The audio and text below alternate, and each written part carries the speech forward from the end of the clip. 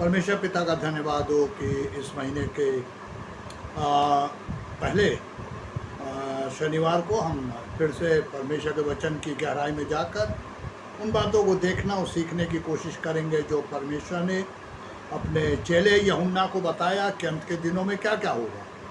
और मेरे प्रियो, हम धीरे धीरे अंत के दिन में आ रहे हैं। सब इस बात को जानते हैं, दुनिया ख़त्म होने वाली है। जिस तरीके से अजीब अजीब सी बातें हो रही हैं, ये बहुत ही स्पष्ट एक विजिबल साइन है कि बहुत जल्दी सब कुछ होने वाला है।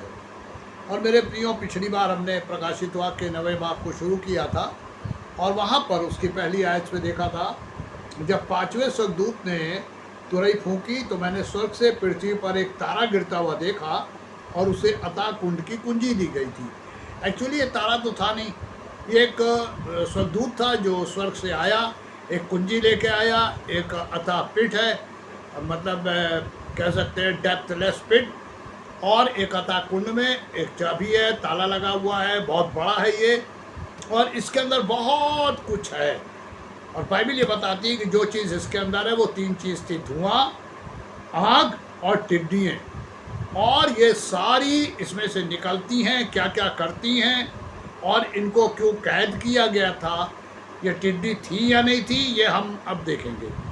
परमेश्वर ये चाहते हैं कि हम इन बातों को समझें और अच्छी तरीके से तैयारी को पूरी करें। पिछली बार हम परमेश्वर के वचन से 9वें बाब की 6ठी आयत को देख रहे थे और वहाँ दिखा था कि उन दिनों में लोग मृत्यु को ढूंढेंगे और ना पाएंगे और मरने की लालसा करेंगे, मृत्यु उनसे भागेगी। आप जानते हैं इसका रीज़न क्या और इसका अर्थ क्या है? इसका रीज़न और अर्थ है कि अगर वो पॉइज़न लेंगे तो पॉइज़न इफेक्ट नहीं करेगा, किसी भी इंस्ट्रूमेंट से अपने को मार डालने की कोशिश करेंगे वो इफेक्ट नहीं करेगा, यानी अपने को वो सुसाइड करने की कोशिश करेंगे लेकिन वो हो नहीं पाएगा। और मृत्यु को परमेश्वर ने दूर कर दिया उनकी लाइफ से। तो ये अब होने जा रहा है। लेकिन मेरे प्रियो, एक्चुअली क्या है कि जो पीड़ा ये टिड्डी के रूप टिड्डी निकली है, तो ये टिड्डी नहीं है। परमेश्वर के वचन में इसको इंडिकेट किया गया है क्योंकि जो घोड़े निकले हैं उनका रूप टिड्डी की तरह है। टिड्डी लंबी होती है, विंग होते हैं और बॉडी होती है। ये घोड़े जो हैं इनके पैर, ये चूँकि एंजेलिक है तो ये हमारे घोड़ों की तरह नहीं है, लेकिन ये उसी टाइप से है। और बाइबल ये बता रही है कि ये निकले और लिखा है कि लोग कोशिश करेंगे कि सुसाइड कर ले, मर्डर हो जाए, किसी तरह ख़त्म हो जाए, लेकिन कर नहीं पाएंगे क्योंकि ये जो इनके पीड़ा है, यानी जो इनकी लाइफ में अब एक बिच्छू यानी वो जो घोड़े हैं उनकी दुम से जो पॉइजन निकला है, बॉडी में गया है, उसका रिएक्शन बहुत भयानक है और वो पीड़ा से इनको मृत्यु ज़्यादा आसान लग रही है। अब मेरे प्रियो, जानते कितने दिन के लिए? बाइबल बताती है 105 दिन तक ये उस सफरिंग में रहेंगे, यानी परमेश्वर ने डे भी फिक्स कर रखा है। अब सवाल ये उठता है, हम जो मसीही हैं हमको परमेश्वर क्या बताना चाहते हैं? हम इससे पहले कि आगे चलें, हम आपको 7वीं आयत में ले चलते हैं। और 9वें बाब की 7वीं आयत में लिखा है, उन टिड्डियों के आकार लड़ाई के लिए तैयार किए हुए घोड़ों के जैसे थे। मेरे प्रियो, लड़ाई के लिए जो घोड़े तैयार किए जाते हैं और वो घोड़े जो बिना लड़ाई के होते हैं उनमें बड़ा फ़र्क होता है। लड़ाई के घोड़ों को प्रिपेयर किया जाता है, उनके चारों ओर कुछ कवच होता है ताकि उन्हें हार्म ना कर सके कोई, प्लस उनको एक स्पीड के लिए तैयार किया जाता है क्योंकि वो स्पीड और साउंड दोनों को सहने के लायक होते हैं। अब ये टिड्डी तो थी नहीं, ये एंजेलिक घोड़े हैं। और इन घोड़ों की जो सबसे बड़ी चीज़ है वो है इनकी दुम जो पॉइजनस है। इन टिड्डियों के बारे में जोएल नबी ने बहुत स्पष्ट रूप से एक दर्शन देखा और उन्होंने अपनी पुस्तक में इसका वर्णन किया। जोएल नबी की पुस्तक के पहले बाब की पहली आयत से अगर दूसरी आयत से पढ़ें तो योएल नबी क्या कहते हैं कि जो वचन मेरे पास पहुंचा वो ये है कि हे पुरनियों सुनो, हे देश के सब रहने वालों कान लगाकर सुनो। क्या ऐसी बात तुम्हारे दिनों में, पुराने पुरखों के दिनों में कभी हुई थी? और बाइबल ये बता रही है उनके बच्चों से इसका वर्णन करो। अब यहाँ पर 5 तरह की टिड्डियों का वर्णन है। पहले बाप की 4वीं आयत से लेकर के और पढ़ेंगे हम आप तो 9वीं आयत तक यहाँ 5 टिड्डियों का वर्णन है। उनका नाम भी बताया गया है और मेरे प्रियो ये भी बताया गया है कि ये स्वर्गदूत है। अब यहाँ पर जब हम प्रकाशित वाक्य में आते हैं तो यहाँ पे 3 चीज़ें ऐसी हैं जो ये साबित करती हैं कि ये स्वर्गदूत थे। कैसे? या भी आएंगे आने वाले दिनों में, पर कैसे मैं दिखाता हूँ आपको। लिखा है टिड्डियों का आकार लड़ाई के किए तैयार किए हुए घोड़ों के जैसे थे, उनके सिर पर मानो सोने का मुकुट था। सिर पर मानो एज्यूम किया गया, देखा गया कोई चमकीली सी चीज़ है जो उनके सिर पे लगी हुई है। घोड़ों के सर पे कोई चमकीली चीज़ रुक नहीं सकती। और जानते आगे क्या लिखा है? और उनके मुंह मनुष्यों के जैसे थे, यानी ये बने बनाए मनुष्य है। एंजल इंसानों की तरह दिखते हैं। हाँ मेरे प्रियो, चाहे वो शैतानी एंजल हो, चाहे वो परमेश्वर के भेजे हुए वो स्वर्गदूत जो उनकी सेवा के लिए है लोगों के, ये सब इन ह्यूमन फेस पे होते हैं।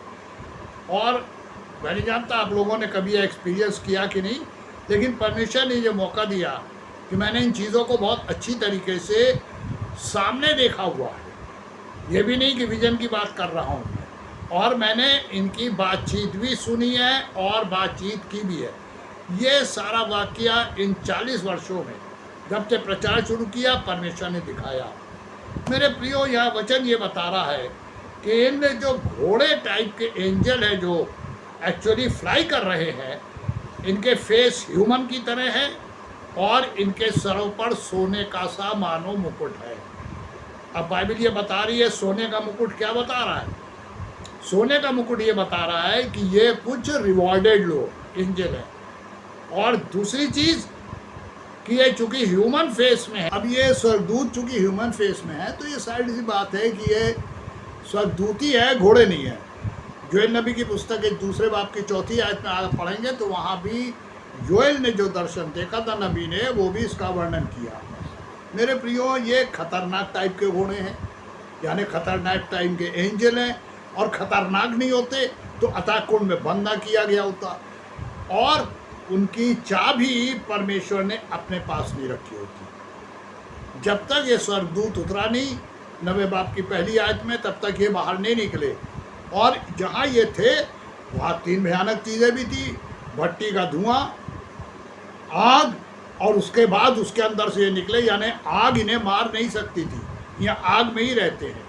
और मेरे प्रियो, ये इस बात का चिन्ह है कि ये नरक के कुंड के स्वर्गदूत हैं जिन्हें परमेश्वर ने बंद कर रखा है। इन्होंने परमेश्वर के विरुद्ध जो भी किया उसकी वजह से इन्हें परमेश्वर ने बंद किया, और अब ये लास्ट में छोड़े जाएंगे ताकि इनको भी लास्ट में जजमेंट के थ्रू पनिश किया जा सके। अब मेरे प्रियो, यहाँ जब हम 7वीं बात आयत में पढ़ते हैं तो परमेश्वर बता रहे हैं कि इनका पूरा स्वरूप कैसा है, यानी ये देखने में कैसे लगते हैं।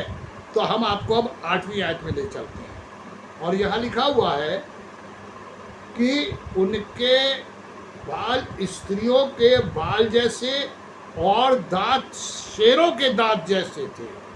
अब मेरे प्रियो, एक भयानक बात यहाँ पे जो दिखाई पड़ रही है कि ये स्वर्गदूत लंबे बालों के हैं। आज इस यूने के बाल छोटे हो गए हैं, लेकिन उस ज़माने में जब ये यमुना दर्शन देख रहे थे, जब परमेश्वर इनको दिखाया, तो ये स्वर्गदूतों के बाल स्त्रियों की तरह बहुत लंबे हैं। लेकिन ना सिर्फ इनके दुम भी पॉइजनस है, पर यहाँ क्या लिखा हुआ है कि इनके दांत सिंहों के दांत जैसे थे, शेर के दांत की तरह। अब मेरे प्रियो, हम आप सब जानते हैं कि शेर के दांत किस रूप से भयानक होते हैं।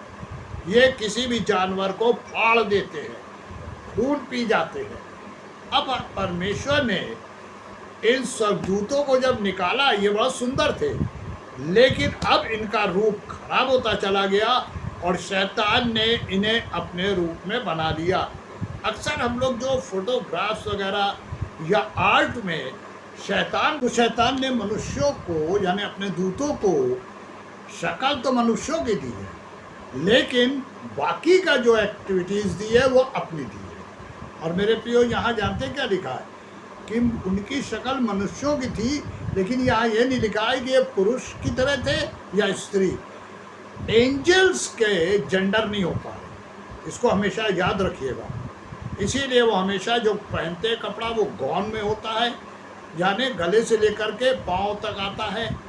उनके पाँव नहीं होते हैं, टोज होती है। पहले ही मैंने बताया आपको, क्योंकि मैंने देखा हुआ है उनके सामने टोज होती है, लेकिन वो किसी को दिखती नहीं है क्योंकि वो उनके लिबास से ढकी रहती है और उनके पाँव ऊपर, लिबास नीचे होता है। तीसरी बात, वो ज़मीन पे टच नहीं करते, जब भी चलते हैं ज़मीन से थोड़ा ऊपर होते हैं। और मेरे प्रियो, चौथी चीज़ क्या है कि उनमें चूँकि जेंडर नहीं होता, तो यहाँ जो ये स्वर्गदूत है उनके जो बाल हैं वो बहुत लंबे, लेकिन शैतान के चूँकि रूप में है तो उनके दांत शेरों की तरह बाहर निकले हुए हैं। जब वो मुंह खोलते होंगे तो जबड़े में उनके भयानक दांत हैं। और मेरे प्रियो, वो अभी धूम से तो नुकसान पहुंचा रहे हैं, लेकिन अभी उन्हें अपने दांतों का इस्तेमाल करने का मौका, या कह लें परमेश्वर की आज्ञा ही नहीं है। मेरे प्रियो, ये सारा होने जा रहा है। इसको हम आप दिमाग में बैठा लें कि यीशु मसीह ने कहा कि आकाश और पृथ्वी टल सकते हैं, पर इसमें कल का एक बिंदु नहीं टलेगा। तो मेरे प्रियो, इन सारी बातों में जो एक बात सबसे इम्पॉर्टेंट है वो आप जानते हैं क्या है?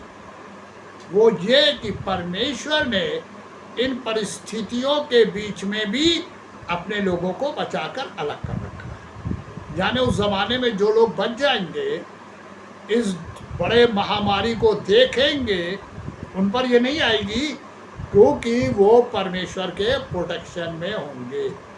मेरे प्रियो, ये प्रोटेक्शन किसको मिलता है? पढ़ लीजिएगा भजन संहिता 34। यहोवा अपने डरवैयों के चारों ओर स्वर्गदूत भेज देते हैं जो छावनी डालकर उनकी रक्षा करते हैं। अय्यूब को परमेश्वर ने प्रोटेक्शन दिया, शैतान ने देखा और बोला। आज क्या ये प्रोटेक्शन हमारे पास है? अगर नहीं होगा तो हमें इस सकेती से निकलना होगा। मेरे प्रियो, अगर हम जिंदा रहे और हमारे सामने हुआ तो हमें सहना पड़ेगा, परमेश्वर अलग रखेंगे। और अगर हम नहीं रहे तो ऊपर से ये देखेंगे। ये मौके परमेश्वर बार बार नहीं देते हैं मेरे प्रियो। सदोम अमोरा जब नाश किया गया था, और उस समय जब परमेश्वर ने दूतों को भेजा दो कि जाओ लूत और उसके परिवार को निकाल ले आओ, उसकी बीवियों, उनकी बेटियों की सगाई हो चुकी थी। उन्होंने अपने पतियों से कहा, उन्हें सदोम छोड़ना अच्छा नहीं लगा अमोरा, वो नहीं निकले। और मेरे प्रियो, जब बर्बादी आई तो सब बर्बाद हो गए। यहाँ तक कि लूत की बीवी, जिसने पीछे मुड़ के देखा, वो भी नमक का खंभा बन गई। परमेश्वर एक ही बार मौका देते हैं। हमारे पास जीवन एक है, दोबारा नहीं मिलेगा। अगर हमने अभी इस जीवन में कोई निर्णय नहीं लिया तो मेरे प्रियो, जो हमारे संग होने जा रहा है या होगा आगे, वो बहुत भयानक होगा। इसीलिए बाइबल कहती है कि मैं उनको बचाऊंगा जिन्होंने मेरे धीरज के वचन को थामा है। ये परमेश्वर का वचन है, आज हमारे पास है। प्रभु ने कहा था कि आकाश और पृथ्वी टल जाएंगे, इसका एक बिंदु नहीं टलेगा। हम ये सोच लें हमें अपने जीवन में किस चीज़ को चुनना है, संसार या परमेश्वर। क्योंकि वचन कहता है कोई मनुष्य दो स्वामियों की सेवा नहीं कर सकता।